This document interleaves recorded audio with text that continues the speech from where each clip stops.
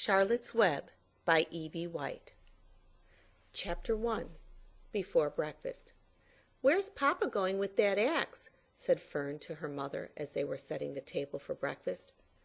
"Out to the hog house," replied Mrs. Arabelle. "Some pigs were born last night." "I don't see why he needs an axe," continued Fern, who was only 8. "Well," said her mother, "one of the pigs is a runt. It's very small and weak, and it will never amount to anything, so your father has decided to do away with it." "Do away with it!" shrieked Fern. "You mean kill it, just because it's smaller than the others?" Mrs. Arabelle put a pitcher of cream on the table. "Don't yell, Fern," she said. "Your father is right. The pig would probably die anyway." Fern pushed a chair out of the way and ran outdoors. The grass was wet and the earth smelled of springtime. Fern's sneakers were sopping by the time she caught up with her father. "Please don't kill it," she sobbed. "It's unfair." Mr. Arabelle stopped walking. "Fern," he said gently, "you will have to learn to control yourself." "Control myself!" yelled Fern. "This is a matter of life and death, and you're talking about controlling myself?" Tears ran down her cheeks, and she took hold of the axe and tried to pull it out of her father's hand. "Fern," said Mr. Arabelle, "I know more about raising a litter of pigs than you do. A weakling makes trouble. Now run along." "But it's unfair," cried Fern. "The pig couldn't help being born small, could it? If I had been very small at birth, would you have killed me?" Mr. Arabelle smiled. "Certainly not," he said, looking down at his daughter with love. "But this is different. A little girl is one thing. A little runty pig is another." "I see no difference," replied Fern, still hanging on to the axe. "This is the most terrible case of injustice I ever heard of." A queer look came over John Arabelle's face. He seemed almost ready to cry himself. "All right," he said. "You go back to the house, and I will bring the runt when I come in. I'll let you start it on a bottle, like a baby. Then you'll see what trouble a pig can be." When Mr. Arabelle returned to the house half an hour later, he carried a carton under his arm. Fern was upstairs changing her sneakers. The kitchen table was set for breakfast, and the room smelled of coffee, bacon, damp plaster, and wood smoke from the stove. "Put it on her chair," said Mrs. Arabelle. Mr. Arabelle set the carton down at Fern's place. Then he walked to the sink and washed his hands and dried them on the roller towel. Fern came slowly down the stairs. Her eyes were red from crying. As she approached her chair, the carton wobbled, and there was a scratching noise. Fern looked at her father. Then she lifted the lid of the carton. There inside, looking up at her, was the newborn pig. It was a white one. The morning light shone through its ears, turning them pink. "He's yours," said Mr. Arabelle, "saved from an untimely death, and may the good Lord forgive me for this foolishness." Fern couldn't take her eyes off the tiny pig. "Oh," she whispered, "oh, look at him. He's absolutely perfect." She closed the carton carefully. First she kissed her father, then she kissed her mother. Then she opened the lid again, lifted the pig out, and held it against her cheek. At this moment her brother Avery came into the room. Avery was 10. He was heavily armed, an air rifle in one hand, a wooden dagger in the other. "What's that?" he demanded. "What's Fern got?" "She's got a guest for breakfast," said Mrs. Arabelle. "Wash your hands and face, Avery." "Let's see it," said Avery, setting his gun down. "You call that miserable thing a pig? That's a fine specimen of a pig. It's no bigger than a white rat." "Wash up and eat your breakfast, Avery," said his mother. "The school bus will be along in half an hour." "Can I have a pig too, Pop?" asked Avery. "No, I only distribute pigs to early risers," said Mr. Arabelle. Fern was up at daylight, trying to rid the world of injustice. As a result, she now has a pig. A small one, to be sure, but nevertheless a pig. It just shows what can happen if a person gets out of bed promptly. Let's eat." But Fern couldn't eat until her pig had had a drink of milk. Mrs. Arabelle found a baby's nursing bottle and a rubber nipple. She poured warm milk into the bottle, fitted the nipple over the top, and handed it to Fern. "Give him his breakfast," she said. A minute later, Fern was seated on the floor in the corner of the kitchen with her infant between her knees, teaching it to suck from the bottle. The pig, although tiny, had a good appetite and caught on quickly. The school bus honked from the road. "Run!" commanded Mrs. Arable, taking the pig from Fern and slipping a doughnut into her hand. Avery grabbed his gun and another doughnut. The children ran out to the road and climbed into the bus. Fern took no notice of the others in the bus. She just sat and stared out of the window, thinking what a blissful world it was, and how lucky she was to have entire charge of a pig. By the time the bus reached school, Fern had named her pet, selecting the most beautiful name she could think of. "Its name is Wilbur," she whispered to herself. She was still thinking about the pig when the teacher said, "Fern, what is the capital of Pennsylvania?" "Wilbur," replied Fern dreamily. The pupils giggled. Fern blushed.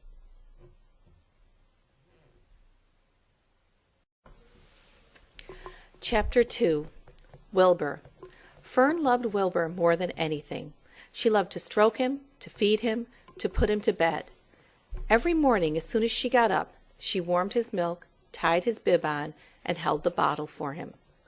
Every afternoon, when the school bus stopped in front of her house, she jumped out and ran to the kitchen to fix another bottle for him. She fed him again at supper time, and again just before going to bed. Mrs. Arable gave him a feeding around noontime each day, when Fern was away in school. Wilbur loved his milk, and he was never happier than when Fern was warming up a bottle for him. He would stand and gaze up at her with adoring eyes. For the first few days of his life, Wilbur was allowed to live in a box near the stove in the kitchen. Then, when Mrs. Arable complained, he was moved to a bigger box in the woodshed. At 2 weeks of age, he was moved outdoors. It was apple blossom time, and the days were getting warmer. Mr. Arable fixed a small yard specially for Wilbur under an apple tree, and gave him a large wooden box full of straw with a doorway cut in it so he could walk in and out as he pleased. "Won't he be cold at night?" asked Fern. "No," said her father. "You watch and see what he does." Carrying a bottle of milk, Fern sat down under the apple tree inside the yard. Wilbur ran to her, and she held the bottle for him while he sucked.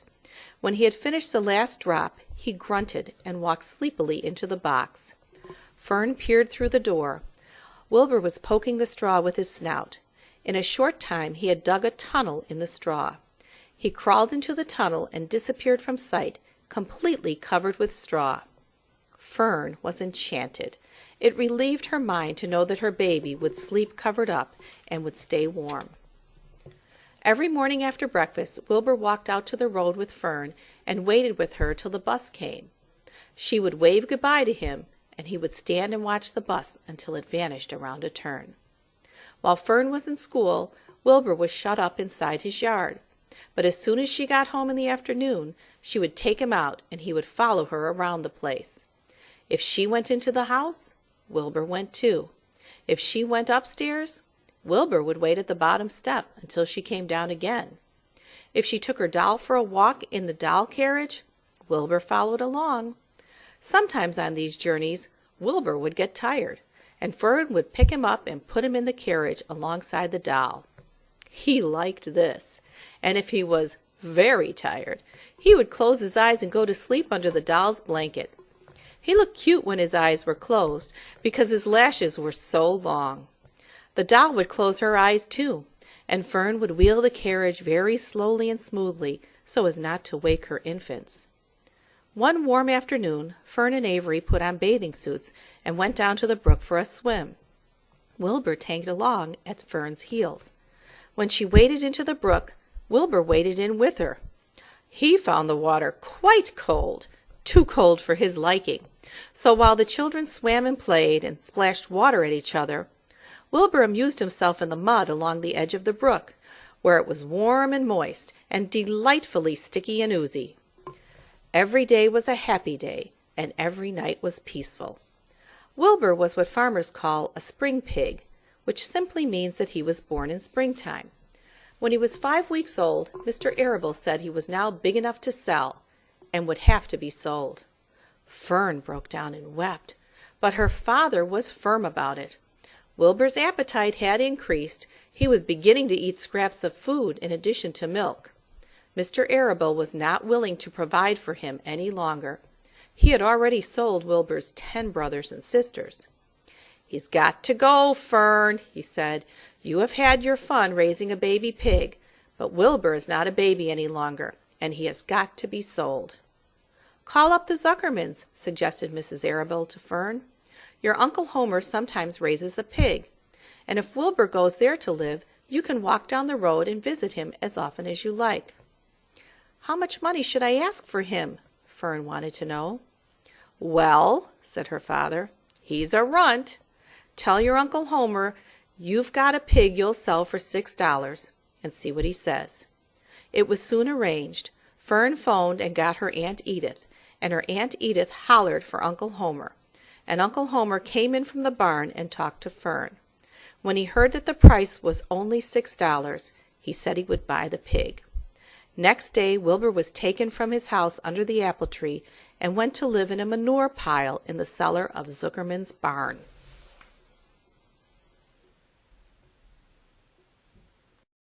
Chapter 3. Escape. The barn was very large. It was very old. It smelled of hay, and it smelled of manure. It smelled of the perspiration of tired horses and the wonderful sweet breath of patient cows. It often had a sort of peaceful smell, as though nothing bad could happen ever again in the world. It smelled of grain, and of harness dressing, and of axle grease, and of rubber boots, and of new rope. And whenever the cat was given a fish head to eat, the barn would smell of fish. But mostly it smelled of hay, for there was always hay in the great loft up overhead, and there was always hay being pitched down to the cows and the horses and the sheep. The barn was pleasantly warm in winter, when the animals spent most of their time indoors, and it was pleasantly cool in summer, when the big doors stood wide open to the breeze. The barn had stalls on the main floor for the work horses, tie-ups on the main floor for the cows, a sheepfold down below for the sheep, a pig pen down below for Wilbur, and it was full of all sorts of things that you find in barns: ladders, grindstones, pitchforks, monkey wrenches, scythes, lawnmowers, snow shovels, axe handles, milk pails, water buckets, empty grain sacks, and rusty rat traps. It was the kind of barn that swallows like to build their nests in. It was the kind of barn that children like to play in, and the whole thing was owned by Fern's uncle, Mr. Homer L. Zuckerman. Wilbur's new home was in the lower part of the barn, directly underneath the cows. Mr. Zuckerman knew that a manure pile is a good place to keep a young pig. Pigs need warmth, and it was warm and comfortable down there in the barn cellar on the south side. Fern came almost every day to visit him. She found an old milking stool that had been discarded, and she placed the stool in the sheepfold next to Wilbur's pen. Here she sat quietly during the long afternoons, thinking and listening and watching Wilbur. The sheep soon got to know her and trust her. So did the geese, who lived with the sheep. All the animals trusted her. She was so quiet and friendly. Mr. Zuckerman did not allow her to take Wilbur out, and he did not allow her to get into the pig pen. But he told Fern that she could sit on the stool and watch Wilbur as long as she wanted to. It made her happy just to be near the pig, and it made Wilbur happy to know that she was sitting there right outside his pen. But he never had any fun. No walks, no rides, no swims. One afternoon in June, when Wilbur was almost 2 months old, he wandered out into his small yard outside the barn. Fern had not arrived for her usual visit. Wilbur stood in the sun, feeling lonely and bored. "There's never anything to do around here," he thought. He walked slowly to his food trough and sniffed to see if anything had been overlooked at lunch. He found a small strip of potato skin and ate it. His back itched, so he leaned against the fence and rubbed against the boards. When he tired of this, he walked indoors, climbed to the top of the manure pile, and sat down. He didn't feel like going to sleep. He didn't feel like digging. He was tired of standing still, tired of lying down. "I'm less than 2 months old, and I'm tired of living," he said. He walked out to the yard again. "When I'm out here," he said, "there's no place to go but in. When I'm indoors, there's no place to go but out in the yard." "That's where you're wrong, my friend," said a voice. Wilbur looked through the fence and saw the goose standing there. "You don't have to stay in that Dirty little, dirty little, dirty little yard, said the goose, who talked rather fast. One of the boards is loose. Push on it, push, push, push on it, and come on out. What? Said Wilbur. Say it slower. At the risk of repeating myself, said the goose, I suggest that you come on out. It's wonderful out here. Did you say a board was loose? That I did, said the goose. Wilbur walked up to the fence and saw that the goose was right. One board was loose. He put his head down, shut his eyes, and pushed. The board gave way. In a minute he had squeezed through the fence and was standing in the long grass outside his yard. The goose chuckled. How does it feel to be free? She asked. I like it, said Wilbur. That is, I guess I like it. Actually, Wilbur felt queer to be outside his fence, with nothing between him and the big world. Where do you think I'd better go? Anywhere you like, said the goose. Go down through the orchard, root up the sod, go down through the garden, dig up the radishes, root up everything, eat grass, look for corn, look for oats, run all over, skip and dance, jump and prance, go down through the orchard and stroll in the woods. The world is a wonderful place when you're young. I can see that, replied Wilbur. He gave a jump in the air, twirled, ran a few steps, stopped, looked all around, sniffed the smells of afternoon, and then set off walking down through the orchard. Pausing in the shade of an apple tree, he put his strong snout into the ground and began pushing, digging, and rooting. He felt very happy. He had plowed up quite a piece of ground before anyone noticed him. Mrs. Zuckerman was the first to see him. She saw him from the kitchen window, and she immediately shouted for the men. Homer! She cried. Pigs out! Lurvy! Pigs out! Homer! Lurvy! Pigs out! He's down there under the apple tree. Now the trouble starts, thought Wilbur. Now I'll catch it. The goose heard the racket, and she too started hollering. Run, run, run, downhill. Make for the woods, she shouted to Wilbur. They'll never, never, never catch you in the woods. The cocker spaniel heard the commotion, and he ran out from the barn to join the chase. Mr. Zuckerman heard, and he came out of the machine shed where he was mending a tool. Lurvy, the hired man, heard the noise and came up from the asparagus patch where he was pulling weeds. Everyone walked toward Wilbur, and Wilbur didn't know what to do. The woods seemed a long way off, and anyway, he had never been down there in the woods and wasn't sure he would like it. Get around behind him, Lurvy, said Mr. Zuckerman, and drive him toward the barn. Take it easy, don't rush him. I'll go and get a bucket of slops. The news of Wilbur's escape spread rapidly among the animals on the place. Whenever any creature broke loose on Zuckerman's farm, the event was of great interest to the others. The goose shouted to the nearest cow that Wilbur was free, and soon all the cows knew. Then one of the cows told one of the sheep, and soon all the sheep knew. The lambs learned about it from their mothers. The horses in their stalls in the barn pricked up their ears when they heard the goose hollering, and soon the horses had caught on to what was happening.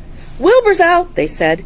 Every animal stirred and lifted its head, and became excited to know that one of his friends had got free, and was no longer penned up or tied fast. Wilbur didn't know what to do, or which way to run. It seemed as though everybody was after him. If this is what it's like to be free, he thought, I believe I'd rather be penned up in my own yard. The cocker spaniel was sneaking up on him from one side. Lurvy, the hired man, was sneaking up on him from the other side. Mrs. Zuckerman stood ready to head him off if he started for the garden, and now Mr. Zuckerman was coming down toward him, carrying a pail. This is really awful, thought Wilbur. Why doesn't Fern come? He began to cry. The goose took command and began to give orders. Don't just stand there, Wilbur. Dodge about, cried the goose. Skip around, run toward me, slip in and out, in and out, in and out. Make for the woods, twist and turn. The cocker spaniel sprang for Wilbur's hind leg. Wilbur jumped and ran. Lurvy reached out and grabbed. Mrs. Zuckerman screamed at Lurvy. The goose cheered for Wilbur. Wilbur dodged between Lurvy's legs. Lurvy missed Wilbur and grabbed the spaniel instead. Nicely done, cried the goose. Try it again. Run downhill, suggested the cows. Run toward me, yelled the gander. Run uphill, cried the sheep. Turn and twist, honked the goose. Jump and dance, said the rooster. Look out for Lurvy, called the cows. Look out for Zuckerman, yelled the gander. Watch out for the dog, screamed the sheep. Listen to me, screamed the goose. Poor Wilbur was dazed and frightened by this hullabaloo. He didn't like being the center of all this fuss. He tried to follow the instructions his friends were giving him, but he couldn't run downhill and uphill at the same time, and he couldn't turn and twist when he was jumping and dancing, and he was crying so hard he could barely see anything that was happening. After all, Wilbur was a very young pig, not much more than a baby, really. He wished Fern were there to take him in her arms and comfort him. When he looked up and saw Mr. Zuckerman standing quite close to him, holding a pail of warm slops, he felt relieved. He lifted his nose and sniffed. The smell was delicious. Warm milk, potato skins, wheat middlings, Kellogg's cornflakes, and a popover left from the Zuckerman's breakfast. "Come, pig," said Mr. Zuckerman, tapping the pail. "Come, pig." Wilbur took a step toward the pail. "No, no, no," said the goose. "It's the old pail trick, Wilbur. Don't fall for it. Don't fall for it. He's trying to lure you back into captivity-ivity. He's appealing to your stomach." Wilbur didn't care. The food smelled appetizing. He took another step toward the pail. "Pig, pig," said Mr. Zuckerman in a kind voice, and began walking slowly toward the barnyard, looking all about him innocently, as if he didn't know that a little white pig was following along behind him. "You'll be sorry, sorry, sorry," called the goose. Wilbur didn't care. He kept walking toward the pail of slops. "You'll miss your freedom," honked the goose. "An hour of freedom is worth a barrel of slops." Wilbur didn't care. When Mr. Zuckerman reached the pig pen, he climbed over the fence and poured the slops into the trough. Then he pulled the loose board away from the fence so there was a wide hole for Wilbur to walk through. "Reconsider, reconsider," cried the goose. Wilbur paid no attention. He stepped through the fence into his yard. He walked to the trough and took a long drink of slops, sucking in the milk hungrily and chewing the popover. It was good to be home again. While Wilbur ate, Lurvy fetched a hammer and some 8-penny nails and nailed the board in place. Then he and Mr. Zuckerman leaned lazily on the fence, and Mr. Zuckerman scratched Wilbur's back with a stick. "He's quite a pig," said Lurvy. "Yes, he'll make a good pig," said Mr. Zuckerman. Wilbur heard the words of praise. He felt the warm milk inside his stomach. He felt the pleasant rubbing of the stick along his itchy back. He felt peaceful and happy and sleepy. This had been a tiring afternoon. It was still only about 4 o'clock, but Wilbur was ready for bed. "I'm really too young to go out into the world alone," he thought, as he lay down. Chapter 4. Loneliness. The next day was rainy and dark. Rain fell on the roof of the barn and dripped steadily from the eaves. Rain fell in the barnyard and ran in crooked courses down into the lane where thistles and pigweed grew. Rain spattered against Mrs. Zuckerman's kitchen windows and came gushing out of the downspouts. Rain fell on the backs of the sheep as they grazed in the meadow. When the sheep tired of standing in the rain, they walked slowly up the lane and into the fold. Rain upset Wilbur's plans. Wilbur had planned to go out this day and dig a new hole in his yard. He had other plans, too. His plans for the day went something like this. Breakfast at 6:30. Skim milk, crust, middlings, bits of doughnuts, wheat cakes with drops of maple syrup sticking to them, potato skins, leftover custard pudding with raisins, and bits of shredded wheat. Breakfast would be finished at 7. From 7 to 8, Wilbur planned to have a talk with Templeton, the rat that lived under his trough. Talking with Templeton was not the most interesting occupation in the world, but it was better than nothing. From 8 to 9, Wilbur planned to take a nap outdoors in the sun. From 9 to 11, he planned to dig a hole, or trench, and possibly find something good to eat buried in the dirt. From 11 to 12, he planned to stand still and watch flies on the boards, watch bees in the clover, and watch swallows in the air. 12 o'clock, lunch time. Middlings, warm water, apple parings, meat gravy, carrot scrapings, meat scraps, stale hominy, and the wrapper off a package of cheese. Lunch would be over at 1. From 1 to 2, Wilbur planned to sleep. From 2 to 3, he planned to scratch itchy places by rubbing against the fence. From 3 to 4, he planned to stand perfectly still and think of what it was like to be alive and to wait for Fern. At 4 would come supper. Skim milk, provender, leftover sandwich from Lurvy's lunchbox, prune skins, a morsel of this, a bit of that, fried potatoes, marmalade drippings, a little more of this, a little more of that, a piece of baked apple, a scrap of upside-down cake. Wilbur had gone to sleep thinking about these plans. He awoke at 6 and saw the rain, and it seemed as though he couldn't bear it. "I get everything all beautifully planned out, and it has to go and rain," he said. For a while he stood gloomily indoors. Then he walked to the door and looked out. Drops of rain struck his face. His yard was cold and wet. His trough had an inch of rainwater in it. Templeton was nowhere to be seen. "Are you out there, Templeton?" called Wilbur. There was no answer. Suddenly Wilbur felt lonely and friendless. "One day, just like another," he groaned. "I'm very young. I have no real friends here in the barn. It's going to rain all morning and all afternoon, and Fern won't come in such bad weather. Oh, honestly," and Wilbur was crying again, for the second time in 2 days. At 6:30 Wilbur heard the banging of a pail. Lurvy was standing outside in the rain, stirring up breakfast. "Come on, pig," said Lurvy. Wilbur did not budge. Lurvy dumped the slops, scraped the pail, and walked away. He noticed that something was wrong with the pig. Wilbur didn't want food. He wanted love. He wanted a friend, someone who would play with him. He mentioned this to the goose, who was sitting quietly in a corner of the sheepfold. "Will you come over and play with me?" he asked. "Sorry, sonny, sorry," said the goose. "I'm sitting on my eggs, 8 of them. Got to keep them toasty warm. I have to stay right here. I'm no flibberty-ibberty-gibbet. I do not play when there are eggs to hatch. I'm expecting goslings." "Well, I didn't think you were expecting woodpeckers," said Wilbur bitterly. Wilbur next tried one of the lambs. "Will you play with me?" he asked. "Certainly not," said the lamb. "In the first place, I cannot get into your pen, as I am not old enough to jump over the fence.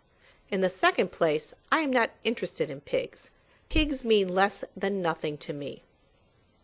"What do you mean, less than nothing?" replied Wilbur. "I don't think there is any such thing as less than nothing.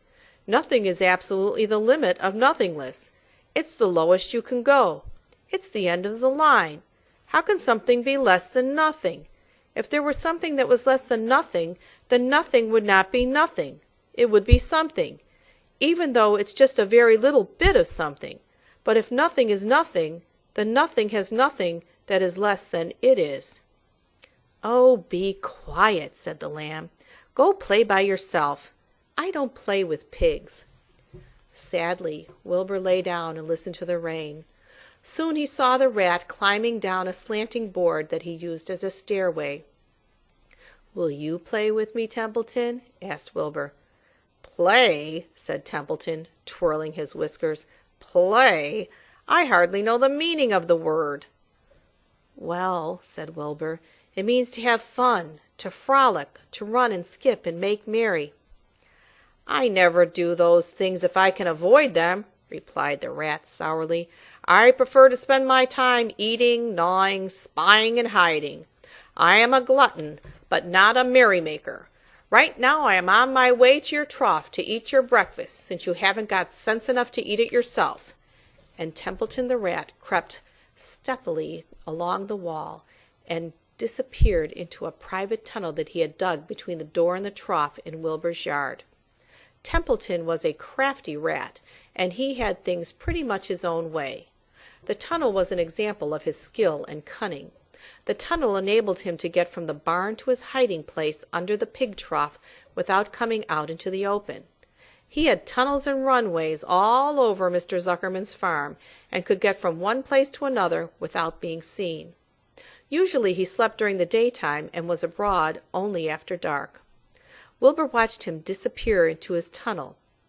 In a moment he saw the rat's sharp nose poke out from underneath the wooden trough. Cautiously Templeton pulled himself up over the edge of the trough. This was almost more than Wilbur could stand. On this dreary, rainy day to see his breakfast being eaten by somebody else. He knew Templeton was getting soaked out there in the pouring rain, but even that didn't comfort him. Friendless, dejected, and hungry, He threw himself down in the manure and sobbed. Late in the afternoon, Lurvy went to Mr. Zuckerman. "I think there's something wrong with that pig of yours. He hasn't touched his food." "Give him 2 spoonfuls of sulphur and a little molasses," said Mr. Zuckerman. Wilbur couldn't believe what was happening to him when Lurvy caught him and forced the medicine down his throat. This was certainly the worst day of his life. He didn't know whether he could endure the awful loneliness any more. Darkness settled over everything. Soon there were only shadows and the noises of the sheep chewing their cuds, and occasionally the rattle of cow chain up overhead. You can imagine Wilbur's surprise when out of the darkness came a small voice he had never heard before. It sounded rather thin but pleasant. "Do you want a friend, Wilbur?" it said. "I'll be a friend to you. I've watched you all day, and I like you." "But I can't see you," said Wilbur, jumping to his feet. "Where are you, and who are you?" "I'm right up here," said the voice. "Go to sleep. You'll see me in the morning." Chapter 5. Charlotte. The night seemed long. Wilbur's stomach was empty, and his mind was full. And when your stomach is empty and your mind is full, it's always hard to sleep. A dozen times during the night Wilbur woke and stared into the blackness, listening to the sounds and trying to figure out what time it was. A barn is never perfectly quiet. Even at midnight there is usually something stirring. The first time he woke he heard Templeton gnawing a hole in the grain bin. Templeton's teeth scraped loudly against the wood and made quite a racket. "That crazy rat," thought Wilbur. "Why does he have to stay up all night, grinding his clashers and destroying people's property? Why can't he go to sleep like any decent animal?" The second time Wilbur woke he heard the goose turning on her nest and chuckling to herself. "What time is it?" whispered Wilbur to the goose. "Probably about 11:30, said the goose. "Why aren't you asleep, Wilbur?"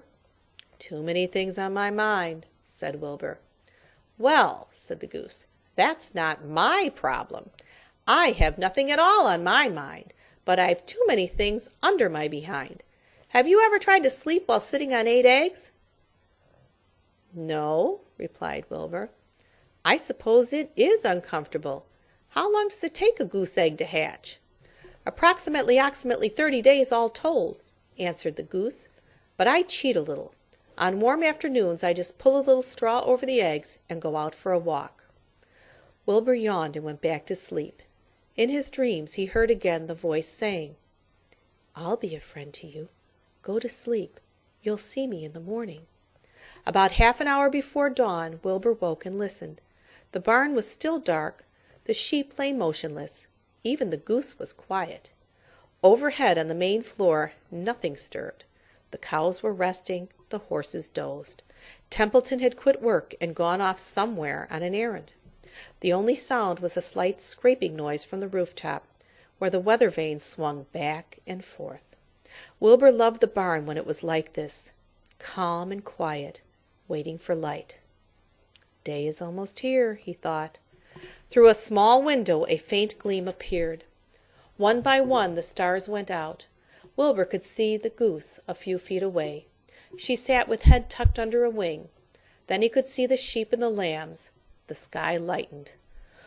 "Oh, beautiful day! It is here at last. Today I shall find my friend." Wilbur looked everywhere. He searched his pen thoroughly. He examined the window ledge, stared up at the ceiling, but he saw nothing new. Finally he decided he would have to speak up. He hated to break the lovely stillness of dawn by using his voice, but he couldn't think of any other way to locate the mysterious new friend who was nowhere to be seen. So Wilbur cleared his throat. "Attention, please," he said in a loud, firm voice. "Will the party who addressed me at bedtime last night kindly make himself or herself known by giving an appropriate sign or signal?" Wilbur paused and listened. All the other animals lifted their heads and stared at him. Wilbur blushed, but he was determined to get in touch with his unknown friend. "Attention, please," he said. I will repeat the message. Will the party who addressed me at bedtime last night kindly speak up? Please tell me where you are, if you are my friend." The sheep looked at each other in disgust. "Stop your nonsense, Wilbur," said the oldest sheep. "If you have a new friend here, you are probably disturbing his rest. And the quickest way to spoil a friendship is to wake someone up in the morning before he is ready. How can you be sure your friend is an early riser?" "I beg everyone's pardon," whispered Wilbur. "I didn't mean to be objectionable." He lay down meekly in the manure, facing the door. He did not know it, but his friend was very near. And the old sheep was right. The friend was still asleep. Soon Lurvy appeared with slops for breakfast. Wilbur rushed out, ate everything in a hurry, and licked the trough. The sheep moved off down the lane. The gander waddled along behind them, pulling grass. And then, just as Wilbur was settling down for his morning nap, he heard again the thin voice that had addressed him the night before. "Salutations," said the voice. Wilbur jumped to his feet. "What?" he cried. "Salutations," repeated the voice. "What are they, and where are you?" screamed Wilbur. "Please, please tell me where you are, and what are salutations?" "Salutations are greetings," said the voice. "When I say salutations, it's just my fancy way of saying hello or good morning. Actually, it's a silly expression, and I am surprised that I used it at all. As for my whereabouts, that's easy. Look up here in the corner of the doorway. Here I am. Look, I'm waving." At last Wilbur saw the creature that had spoken to him in such a kindly way. Stretched across the upper part of the doorway was a big spider web, and hanging from the top of the web, head down, was a large gray spider. She was about the size of a gumdrop. She had 8 legs, and she was waving one of them at Wilbur in a friendly greeting. "See me now?" she asked. "Oh, yes, indeed," said Wilbur. "Yes, indeed. How are you? Good morning. Salutations. Very pleased to meet you. What is your name, please? May I have your name?" "My name," said the spider, "is Charlotte." "Charlotte what?" said Wilbur eagerly. "Charlotte A. Cavatica, but they call me Charlotte." "I think you're beautiful," said Wilbur. "Well, I am pretty," replied Charlotte. "There's no denying that. Almost all spiders are rather nice looking. I'm not as flashy as some, but I'll do. I wish I could see you, Wilbur, as clearly as you can see me." "Why can't you?" asked the pig. "I'm right here." "Yes, but I'm nearsighted," replied Charlotte. "I've always been dreadfully nearsighted. It's good in some ways, not so good in others. Watch me wrap up this fly." A fly that had been crawling along Wilbur's trough had flown up and blundered into the lower part of Charlotte's web and was tangled in the sticky threads. The fly was beating its wings furiously, trying to break loose and free itself. "First," said Charlotte, "I dive at him." She plunged head first toward the fly. As she dropped, a tiny silken thread unwound from her rear end. "Next I wrap him out." She grabbed the fly, threw a few jets of silk around it, and rolled it over and over, wrapping it so it couldn't move. Wilbur watched in horror. He could hardly believe what he was seeing, and although he detested flies, he was sorry for this one. "There," said Charlotte. "Now I knock him out so he'll be more comfortable." She bit the fly. "He can't feel a thing," she remarked. "He'll make a perfect breakfast for me." "You mean you eat flies?" gasped Wilbur. "Certainly. Flies, bugs, grasshoppers, choice beetles, moths, butterflies, tasty cockroaches, gnats, midges, daddy-long-legs, centipedes, mosquitoes, crickets, anything that is careless enough to get caught in my web. I have to live, don't I?" "Why, yes, of course," said Wilbur. "Do they taste good?" "Delicious. Of course I don't really eat them. I drink them, drink their blood." "I love blood," said Charlotte, and her pleasant thin voice grew even thinner and more pleasant. "Don't say that," groaned Wilbur. "Please don't say things like that." "Why not? It's true, and I have to say what is true. I am not entirely happy about my diet of flies and bugs, but it's the way I'm made. A spider has to pick up a living somehow or other, and I happen to be a trapper. I just naturally build a web and trap flies and other insects.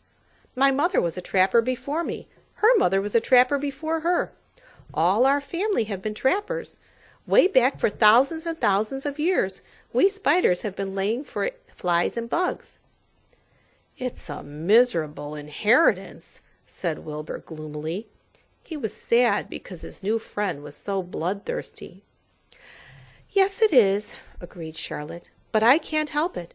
I don't know how the first spider in the early days of the world happened to think up this fancy idea of spinning a web, but she did, and it was clever of her, too.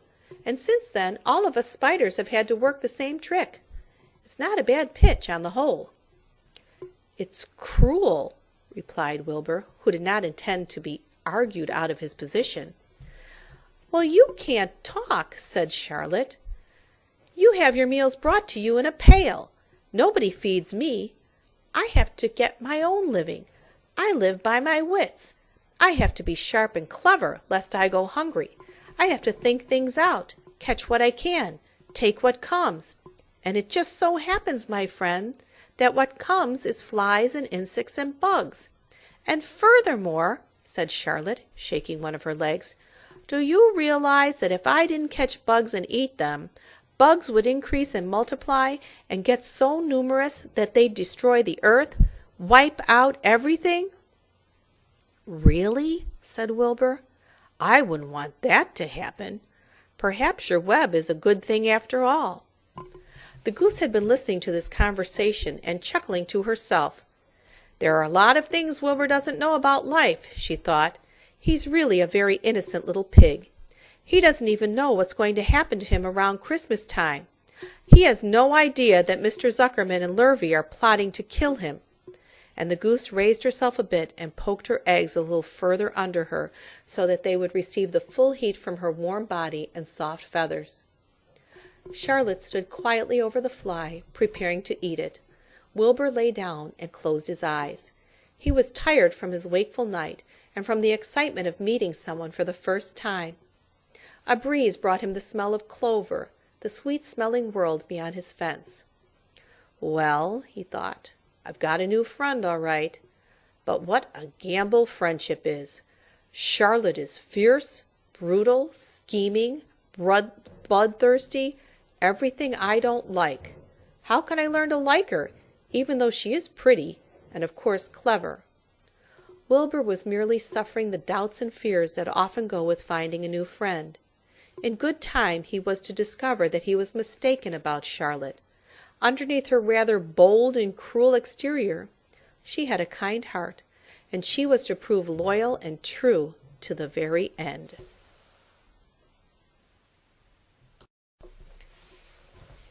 Chapter 6. Summer Days. The early summer days on a farm are the happiest and fairest days of the year. Lilacs bloom and make the air sweet and then fade. Apple blossoms come with the lilacs, and the bees visit around among the apple trees. The days grow warm and soft. School ends, and children have time to play and to fish for trouts in the brook. Avery often brought a trout home in his pocket, warm and stiff and ready to be fried for supper.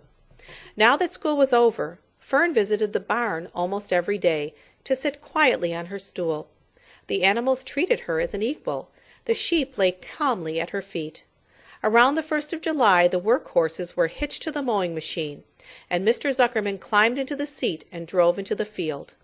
All morning you could hear the rattle of the machine as it went round and round, while the tall grass fell down behind the cutter bar in long green swaths.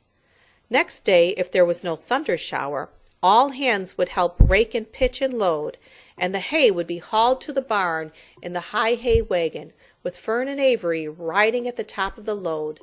Then the hay would be hoisted, sweet and warm, into the big loft, until the whole barn seemed like a wonderful bed of timothy and clover. It was fine to jump in, and perfect to hide in, and sometimes Avery would find a little grass snake in the hay, and would add it to the other things in his pocket. Early summer days are a jubilee time for birds. In the fields, around the house, in the barn, in the woods, in the swamp, everywhere love and songs and nests and eggs. From the edge of the woods, the white-throated sparrow, which must come all the way from Boston, calls, "Oh, Peabody, Peabody, Peabody." On an apple bough, the phoebe teeters and wags its tail and says, "Phoebe, Phoebe." The song sparrow, who knows how brief and lovely life is, says, "Sweet, sweet, sweet interlude, sweet, sweet, sweet interlude." If you enter the barn, the swallows swoop down from their nests and scold. "Cheeky, cheeky," they say. In early summer there are plenty of things for a child to eat and drink and suck and chew. Dandelion stems are full of milk. Clover heads are loaded with nectar. The frigid air is full of ice-cold drinks. Everywhere you look is life. Even the little ball of spit on the weed stalk, if you poke it apart, has a green worm inside it. And on the underside of the leaf of the potato vine are the bright orange eggs of the potato bug.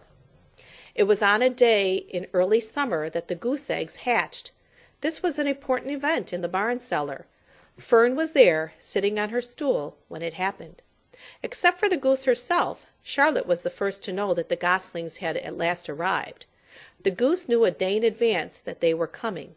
She could hear their weak voices calling from inside the egg.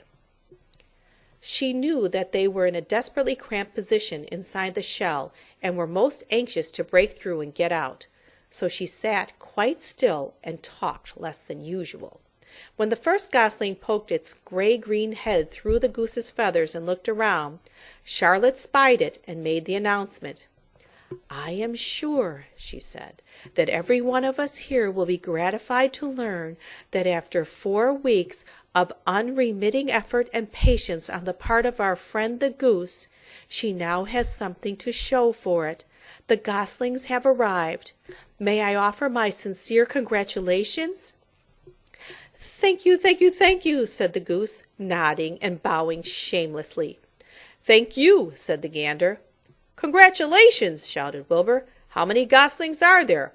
I can only see one." "There are 7," said the goose. "Fine," said Charlotte. 7 is a lucky number." "Luck had nothing to do with this," said the goose. "It was good management and hard work." At this point Templeton showed his nose from his hiding place under Wilbur's trough. He glanced at Fern, then crept cautiously toward the goose, keeping close to the wall. Everyone watched him, for he was not well liked, not trusted. "Look," he began in his sharp voice, "you say you have 7 goslings. There were 8 eggs.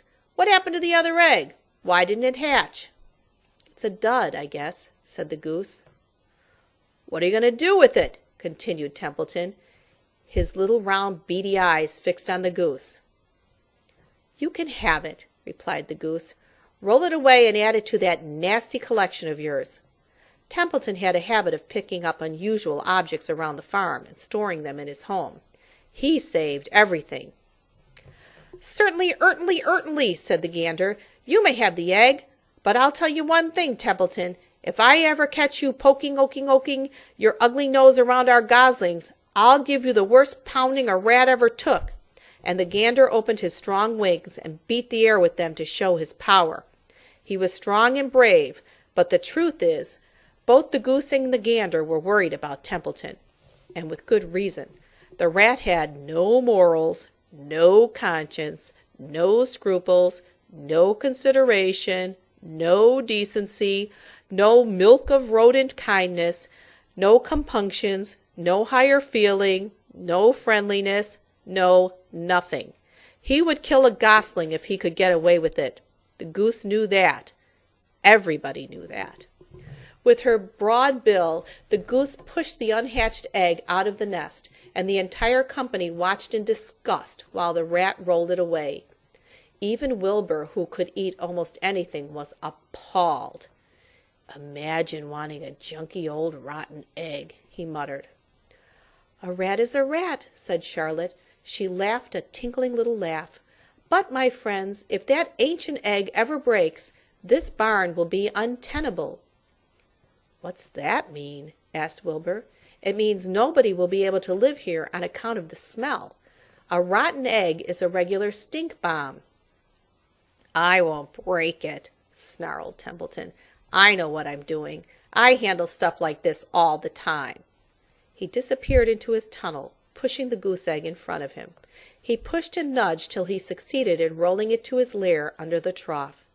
That afternoon, when the wind had died down, and the barnyard was quiet and warm, the gray goose led her 7 goslings off the nest and out into the world. Mr. Zuckerman spied them when he came with Wilbur's supper. "Well, hello there," he said, smiling all over. "Let's see. 1, 2, 3, 4, 5, 6, 7. 7 baby geese. Now isn't that lovely?" Chapter 7. Bad News. Wilbur liked Charlotte better and better each day. Her campaign against insects seemed sensible and useful. Hardly anybody around the farm had a good word to say for a fly. Flies spent their time pestering others. The cows hated them. The horses detested them. The sheep loathed them. Mr. and Mrs. Zuckerman were always complaining about them and putting up screens. Wilbur admired the way Charlotte managed. He was particularly glad that she always put her victim to sleep before eating it. "It's real thoughtful of you to do that, Charlotte," he said. "Yes," she said in her sweet musical voice. "I always give them an anesthetic so they won't feel pain. It's a little service I throw in." As the days went by, Wilbur grew and grew. He ate 3 big meals a day. He spent long hours lying on his side, half asleep, dreaming pleasant dreams. He enjoyed good health, and he gained a lot of weight. One afternoon, when Fern was sitting on her stool, the oldest sheep walked into the barn and stopped to pay a call on Wilbur. "Hello," she said. "Seems to me you're putting on weight." "Yes, I guess I am," replied Wilbur. "At my age, it's a good idea to keep gaining." "Just the same, I don't envy you," said the old sheep. "You know why they're fattening you up, don't you?" "No," said Wilbur. "Well, I don't like to spread bad news," said the sheep, "but they're fattening you up because they're going to kill you. That's why." "They're going to what?" screamed Wilbur. Fern grew rigid on her stool. "Kill you. Turn you into smoked bacon and ham," continued the old sheep. "Almost all young pigs get murdered by the farmer as soon as the real cold weather sets in. There's a regular conspiracy around here to kill you at Christmas time. Everybody is in on the plot. Lurvy, Zuckerman, even John Arable." "Mr. Arable?" sobbed Wilbur. "Fern's father?" "Certainly. When a pig is to be butchered, everybody helps. I'm an old sheep, and I see the same thing, same old business, year after year. Arable arrives with his .22, shoots the—" "Stop!" screamed Wilbur. "I don't want to die. Save me, somebody, save me!" Fern was about to jump up when a voice was heard. "Be quiet, Wilbur," said Charlotte, who had been listening to this awful conversation. "I can't be quiet," screamed Wilbur, racing up and down. "I don't want to be killed. I don't want to die. Is it true what the old sheep says, Charlotte? Is it true they are going to kill me when the cold weather comes?" "Well," said the spider, plucking thoughtfully at her web, "the old sheep has been around this barn a long time. She has seen many a spring pig come and go. If she says they plan to kill you, I'm sure it's true. It's also the dirtiest trick I ever heard of. What people don't think of." Wilbur burst into tears. "I don't want to die," he moaned. "I want to stay alive, right here in my comfortable manure pile with all my friends. I want to breathe the beautiful air and lie in the beautiful sun." "You're certainly making a beautiful noise," snapped the old sheep. "I don't want to die," screamed Wilbur, throwing himself to the ground. "You shall not die," said Charlotte briskly. "What? Really?" cried Wilbur. "Who's going to save me?"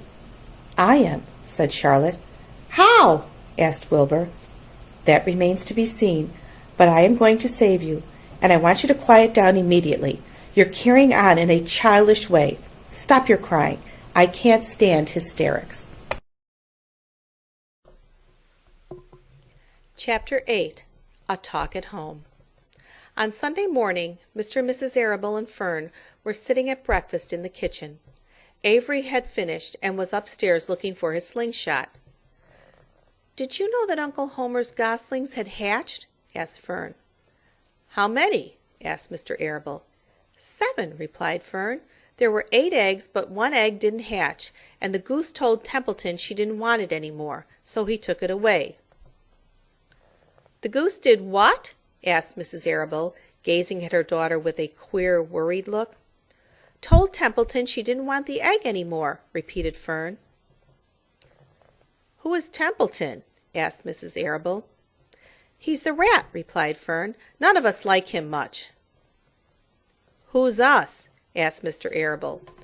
Oh, everybody in the barn cellar.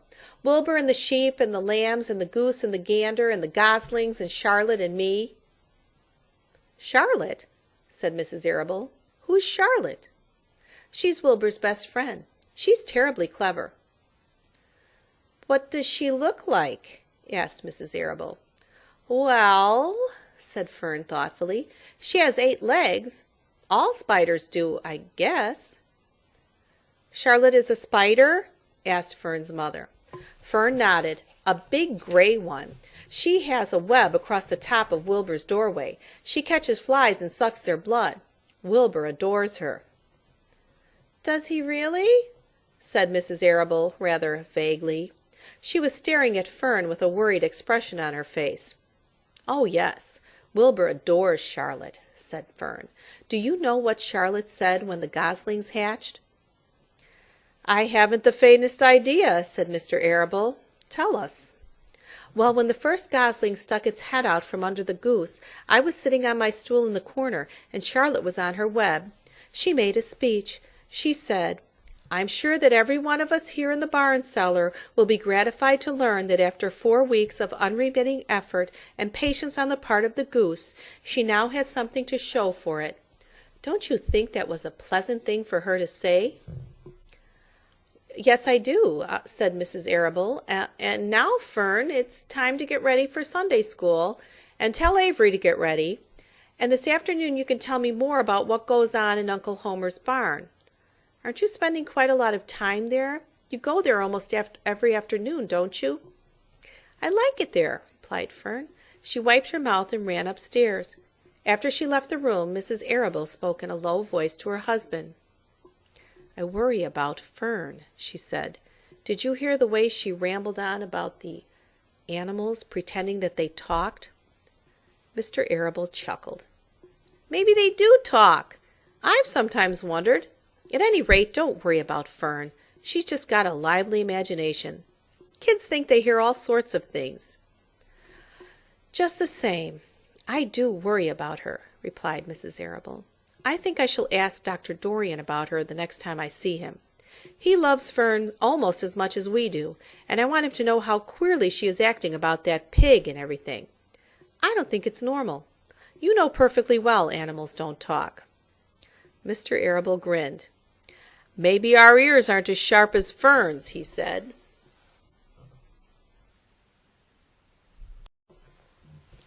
Chapter 9. Wilbur's Boast. A spider's web is stronger than it looks. Although it is made of thin, delicate strands, the web is not easily broken. However, a web gets torn every day by the insects that kick around in it, and a spider must rebuild it when it gets full of holes. Charlotte liked to do her weaving during the late afternoon, and Fern liked to sit nearby and watch. One afternoon she heard a most interesting conversation and witnessed a strange event. You have awfully hairy legs, Charlotte, said Wilbur, as the spider busily worked at her task. My legs are hairy for a good reason, replied Charlotte. Furthermore, each leg of mine has 7 sections, the coxa, the trochanter, the femur, the patella, the tibia, the metatarsus, and the tarsus. Wilbur sat bolt upright. You're kidding, he said. No, I'm not either. Say those names again. I didn't catch them the first time. Coxa, trochanter, femur, patella, tibia, metatarsus, and tarsus. Goodness, said Wilbur, looking down at his own chubby legs.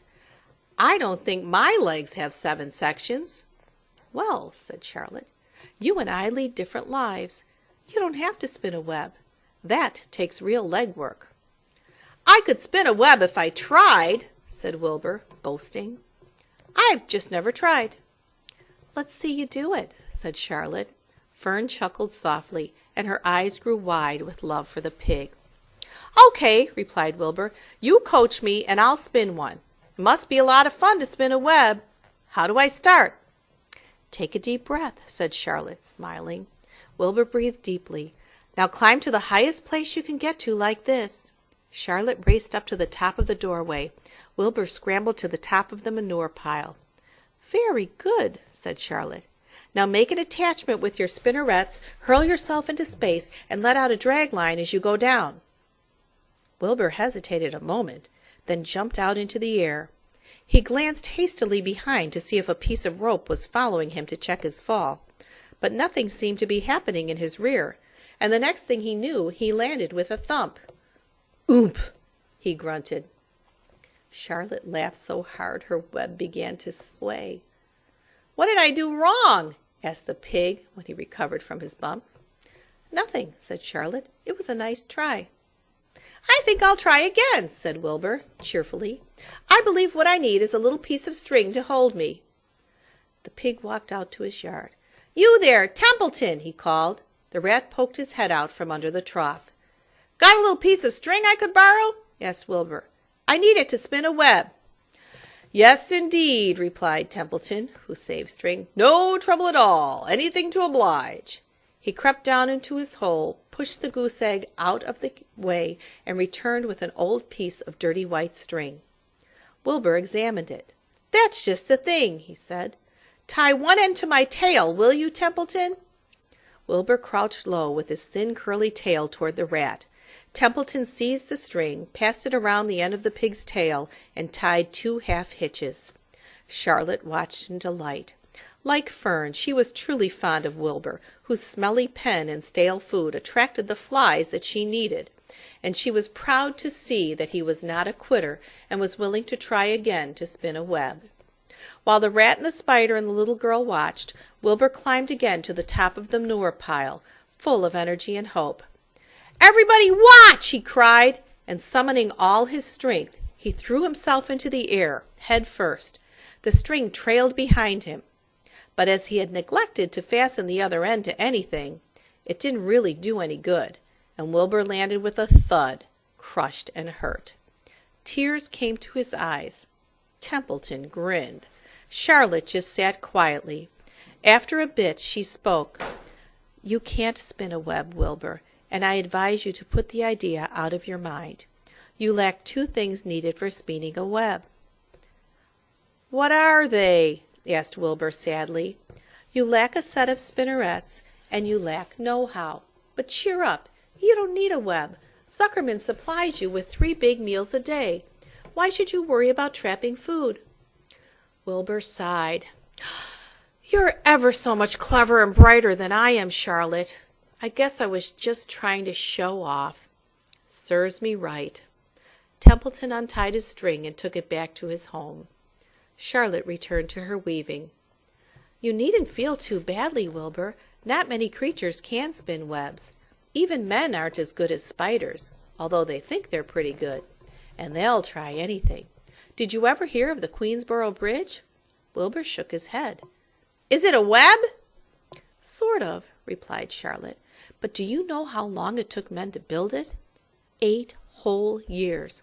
My goodness, I would have starved to death waiting that long. I can make a web in a single evening."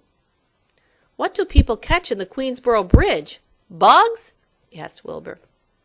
"No," said Charlotte. "They don't catch anything. They just keep trotting back and forth across the bridge, thinking there is something better on the other side. If they'd hang head down at the top of the thing and wait quietly, maybe something good would come along. But no, with men it's rush, rush, rush every minute. I'm glad I'm a sedentary spider." "What does sedentary mean?" asked Wilbur. "Means I sit still a good part of the time and don't go wandering all over creation. I know a good thing when I see it, and my web is a good thing. I stay put and wait for what comes. Gives me a chance to think." "Well, I'm sort of sedentary myself, I guess," said the pig. "I have to hang around here whether I want to or not. You know where I'd really like to be this evening?" Where? In a forest, looking for beech nuts and truffles and delectable roots, pushing leaves aside with my wonderful strong nose, searching and sniffing along the ground, smelling, smelling, smelling. You smell just the way you are, remarked a lamb who had just walked in. I can smell you from here. You're the smelliest creature in the place. Wilbur hung his head. His eyes grew wet with tears. Charlotte noticed his embarrassment, and she spoke sharply to the lamb. Let Wilbur alone, she said. He has a perfect right to smell, considering his surroundings. You're no bundle of sweet peas yourself. Furthermore, you are interrupting a very pleasant conversation. What were we talking about, Wilbur, when we were so rudely interrupted? Oh, I don't remember, said Wilbur. It doesn't make any difference. Let's not talk any more for a while, Charlotte. I'm getting sleepy. You go ahead and finish fixing your web, and I'll just lie here and watch you. It's a lovely evening. Wilbur stretched out on his side. Twilight settled over Zuckerman's barn, and a feeling of peace. Fern knew it was almost supper time, but she couldn't bear to leave. Swallows passed on silent wings, in and out of the doorways, bringing food to their young ones. From across the road a bird sang, "Whippoorwill, whippoorwill." Lurvy sat down under an apple tree and lit his pipe. The animals sniffed the familiar smell of strong tobacco. Wilbur heard the trill of the tree toad and the occasional slamming of the kitchen door. All these sounds made him feel comfortable and happy, for he loved life and loved to be a part of the world on a summer evening. But as he lay there, he remembered what the old sheep had told him. The thought of death came to him, and he began to tremble with fear. "Charlotte," he said softly. "Yes, Wilbur?" "I don't want to die." "Of course you don't," said Charlotte in a comforting voice. "I just love it here in the barn," said Wilbur. "I love everything about this place." "Of course you do," said Charlotte. "We all do." The goose appeared, followed by her 7 goslings. They thrust their little necks out and kept up a musical whistling, like a tiny troop of pipers. Wilbur listened to the sound with love in his heart. "Charlotte," he said. "Yes," said the spider. "Were you serious when you promised you would keep them from killing me?" "I was never more serious in my life. I am not going to let you die, Wilbur." "How are you going to save me?" asked Wilbur, whose curiosity was very strong on this point. "Well," said Charlotte vaguely, "I don't really know, but I'm working on a plan." "That's wonderful," said Wilbur. "How is the plan coming, Charlotte? Have you got very far with it? Is it coming along pretty well?" Wilbur was trembling again, but Charlotte was cool and collected. "Oh, it's coming all right," she said lightly. "The plan is still in its early stages and hasn't completely shaped up yet, but I'm working on it." "When do you work on it?" begged Wilbur. "When I'm hanging head down at the top of my web. That's when I do my thinking, because then all the blood is in my head." "I'd be only too glad to help in any way I can." "Oh, I'll work it out alone," said Charlotte. "I can think better if I think alone." "All right," said Wilbur, "but don't fail to let me know if there's anything I can do to help, no matter how slight." "Well," replied Charlotte, "you must try to build yourself up. I want you to get plenty of sleep and stop worrying. Never hurry and never worry. Chew your food thoroughly and eat every bit of it, except you must leave just enough for Templeton. Gain weight and stay well. That's the way you can help. Keep fit and don't lose your nerve. Do you think you understand?" "Yes, I understand," said Wilbur. "Go along to bed then," said Charlotte. "Sleep is important." Wilbur trotted over to the darkest corner of his pen and threw himself down. He closed his eyes. In another minute he spoke. "Charlotte," he said. "Yes, Wilbur?" "May I go out to my trough to see if I left any of my supper? I think I left just a tiny bit of mashed potato." "Very well," said Charlotte, "but I want you in bed again without delay." Wilbur started to race out to his yard. "Slowly, slowly," said Charlotte. "Never hurry and never worry." Wilbur checked himself and crept slowly to his trough. He found a bit of potato, chewed it carefully, swallowed it, and walked back to bed.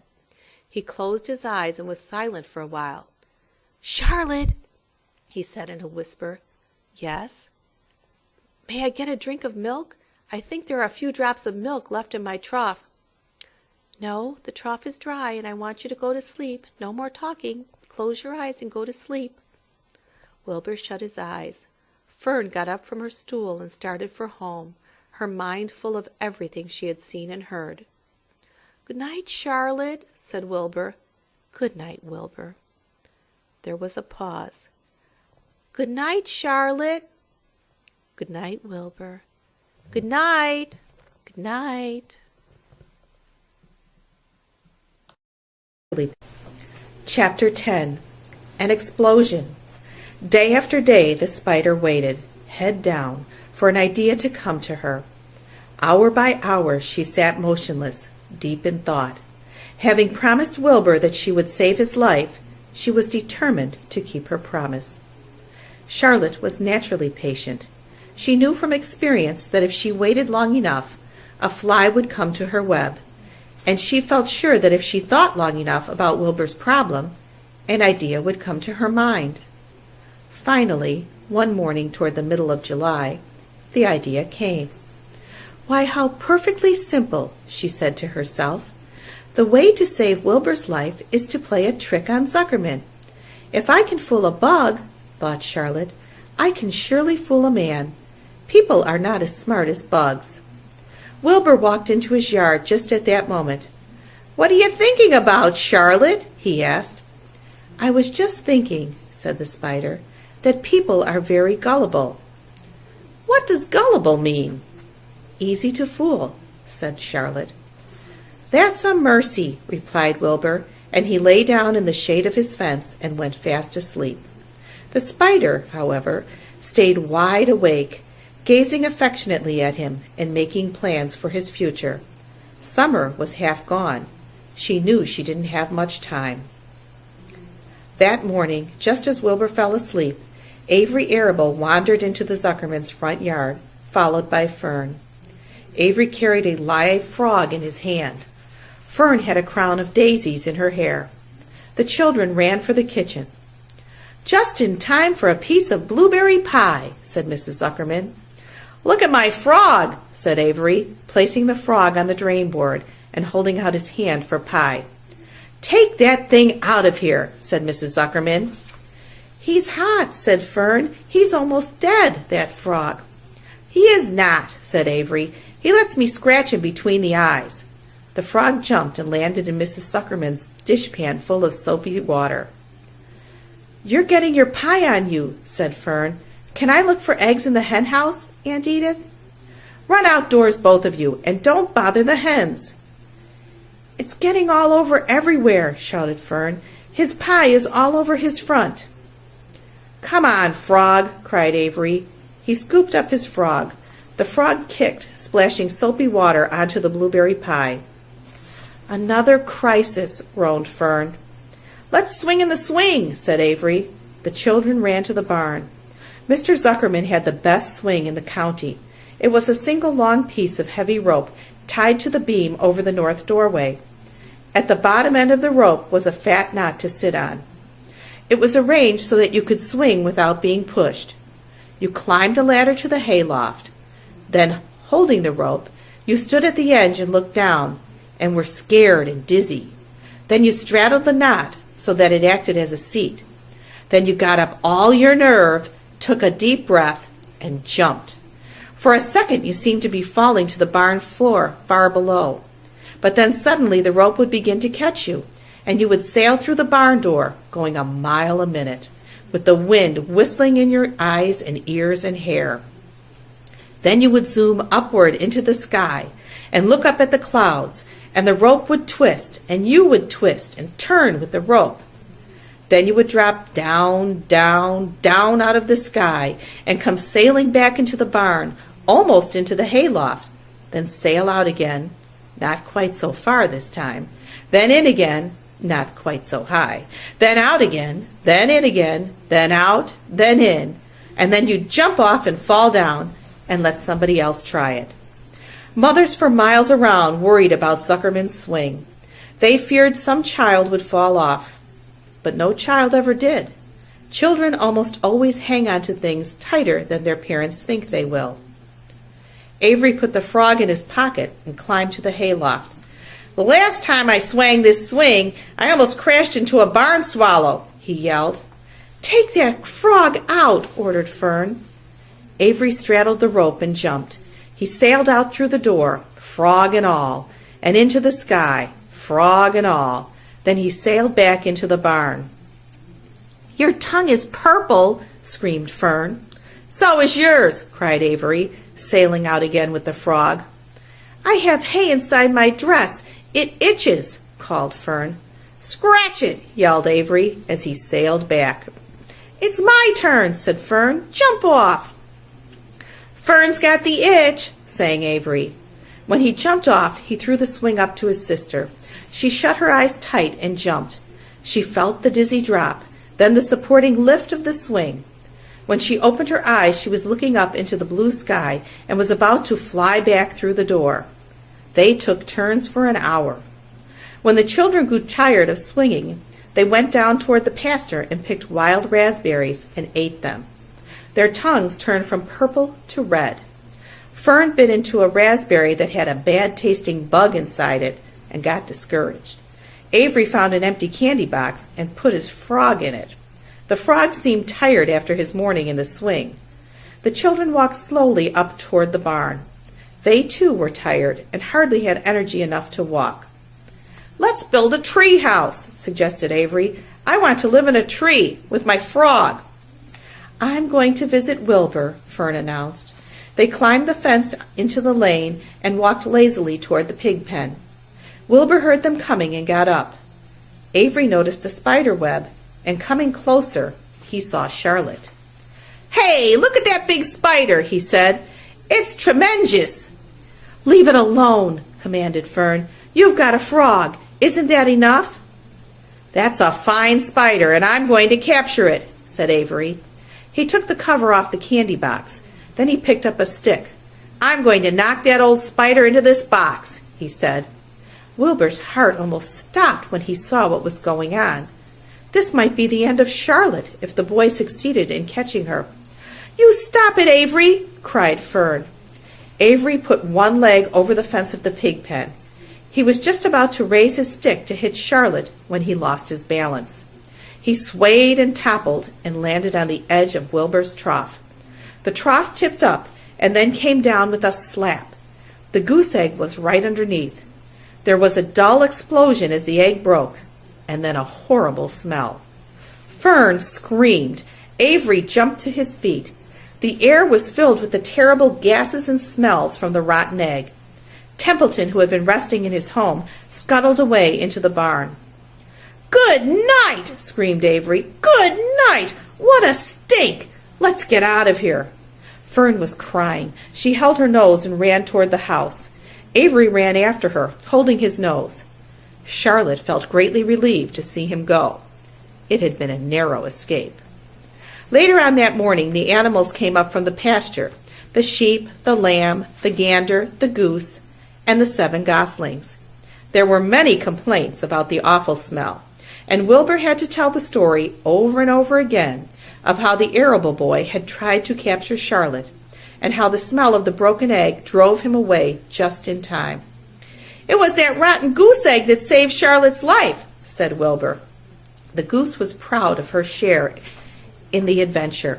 "I'm delighted that the egg never hatched," she gabbled.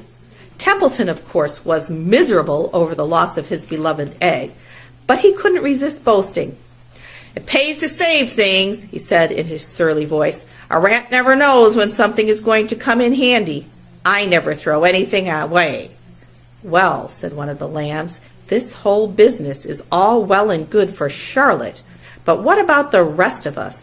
The smell is unbearable. Who wants to live in a barn that is perfumed with rotten egg?" "Don't worry, you'll get used to it," said Templeton. He sat up and pulled wisely at his long whiskers, then crept away to pay a visit to the dump. When Lurvy showed up at lunchtime carrying a pail of food for Wilbur, He stopped short a few paces from the pig pen. He sniffed the air and made a face. "What in thunder?" he said. Setting the pail down, he picked up the stick that Avery had dropped and pried the trough up. "Rats," he said. "Phew! I might have known a rat would make a nest under this trough. How I hate a rat." And Lurvy dragged Wilbur's trough across the yard and kicked some dirt into the rat's nest, burying the broken egg and all Templeton's other possessions. Then he picked up the pail. Wilbur stood in the trough, drooling with hunger. Lurvy poured. The slops ran creamily down around the pig's eyes and ears. Wilbur grunted. He gulped and sucked and gulped, making swishing and swooshing noises, anxious to get everything at once. It was a delicious meal.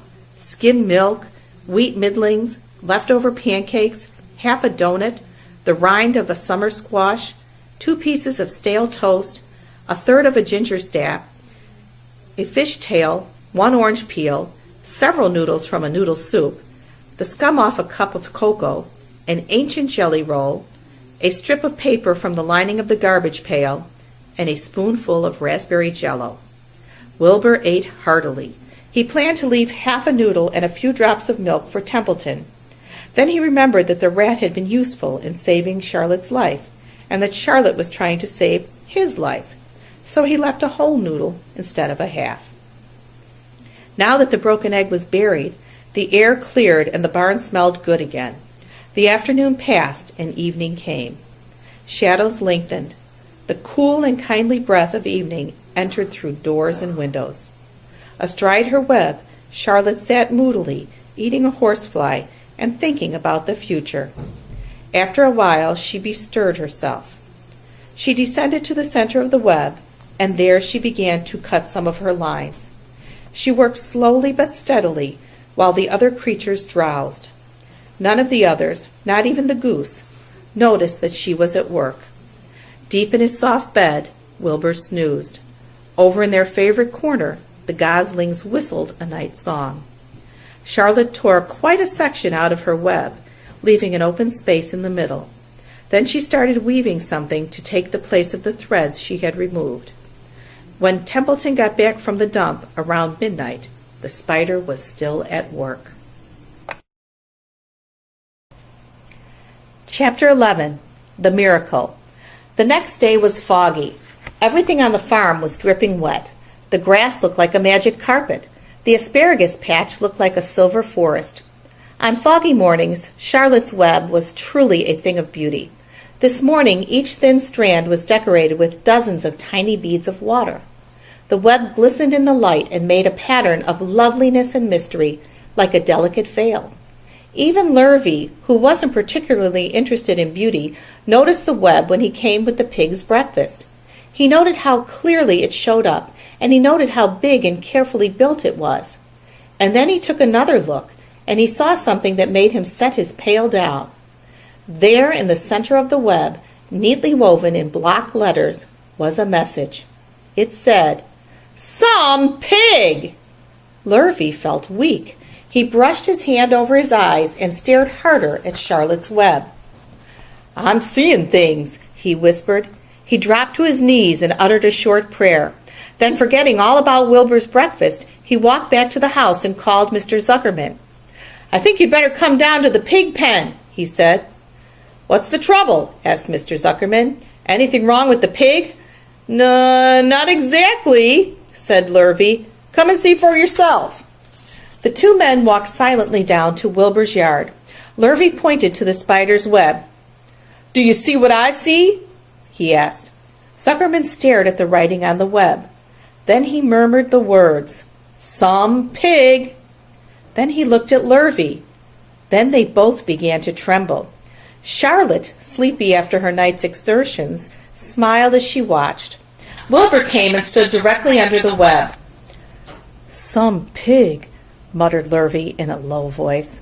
"Some pig," whispered Mr. Zuckerman. They stared and stared for a long time at Wilbur. Then they stared at Charlotte. "You don't suppose that spider—" began Mr. Zuckerman, but he shook his head and didn't finish the sentence. Instead, he walked solemnly back to the house and spoke to his wife. "Edith, something has happened," he said in a weak voice. He went into the living room and sat down, and Mrs. Zuckerman followed. "I've got something to tell you, Edith," he said. "You better sit down." Mrs. Zuckerman sank into a chair. She looked pale and frightened. "Edith," he said, trying to keep his voice steady, "I think you had best be told that we have a very unusual pig." A look of complete bewilderment came over Mrs. Zuckerman's face. "Homer Zuckerman, what in the world are you talking about?" she said. "This is a very serious thing, Edith," he replied. "Our pig is completely out of the ordinary." "What's unusual about the pig?" asked Mrs. Zuckerman, who was beginning to recover from her scare. "Well, I don't really know yet," said Mr. Zuckerman, "but we have received a sign, Edith, a mysterious sign. A miracle has happened on this farm. There is a large spider's web in the doorway of the barn cellar, right over the pig pen. And when Lurvy went to feed the pig this morning, he noticed the web because it was foggy. And you know how a spider's web looks very distinct in a fog? And right spang in the middle of the web there were the words, 'Some pig.' The words were woven right into the web. They were actually part of the web, Edith. I know because I have been down there and seen them. It says, 'Some pig,' just as clear can be. There can be no mistake about it. A miracle has happened, and a sign has occurred here on earth, right on our farm, and we have no ordinary pig." "Well," said Mrs. Zuckerman, "it seems to me you're a little off. It seems to me we have no ordinary spider." "Oh, no," said Mr. Zuckerman. "It's the pig that's unusual. It says so, right there in the middle of the web." "Maybe so," said Mrs. Zuckerman. "Just the same, I intend to have a look at that spider." "It's just a common gray spider," said Zuckerman. They got up, and together they walked down to Wilbur's yard. "You see, Edith, it's just a common gray spider." Wilbur was pleased to receive so much attention. Lurvy was still standing there, and Mr. and Mrs. Zuckerman, all three, stood for about an hour, reading the words on the web over and over and watching Wilbur. Charlotte was delighted with the way her trick was working. She sat without moving a muscle and listened to the conversation of the people. When a small fly blundered into the web just beyond the word pig, Charlotte dropped quickly down, rolled the fly up, and carried it out of the way. After a while, the fog lifted. The web dried off, and the words didn't show up quite so plainly. The Zuckermans and Lurvy walked back to the house. Just before they left the pig pen, Mr. Zuckerman took one last look at Wilbur. "You know," he said in an important voice, "I've thought all along that pig of ours was an extra good one. He's a solid pig. That pig is as solid as they come. You notice how solid he is around the shoulders, Lurvy?" Sure I do," said Lurvy. "I always notice that pig. He's quite a pig." "He's long and he's smooth," said Zuckerman. "That's right," agreed Lurvy. "He's as smooth as they come. He's some pig." When Mr. Zuckerman got back to the house, he took off his work clothes and put on his best suit. Then he got into his car and drove to the minister's house. He stayed for an hour and explained to the minister that a miracle had happened on the farm. "So far," said Zuckerman, "only 4 people on earth know about this miracle. Myself, my wife Edith, my hired man Lurvy, and you." "Don't tell anybody else," said the minister. "We don't know what it means yet, but perhaps if I give thought to it, I can explain it in my sermon next Sunday. There can be no doubt that you have a most unusual pig. I intend to speak about it in my sermon and point out the fact that this community has been visited with a wondrous animal. By the way, does the pig have a name?" "Why, yes," said Mr. Zuckerman. "My little niece calls him Wilbur. She's a rather queer child, full of notions. She raised the pig on a bottle, and I bought him from her when he was a month old." He shook hands with the minister and left. Secrets are hard to keep. Long before Sunday came, the news spread all over the county. Everybody knew that a sign had appeared in a spider's web on the Zuckermans' place. Everybody knew that the Zuckermans had a wondrous pig. People came from miles around to look at Wilbur and to read the words on Charlotte's web. The Zuckermans' driveway was full of cars and trucks from morning till night.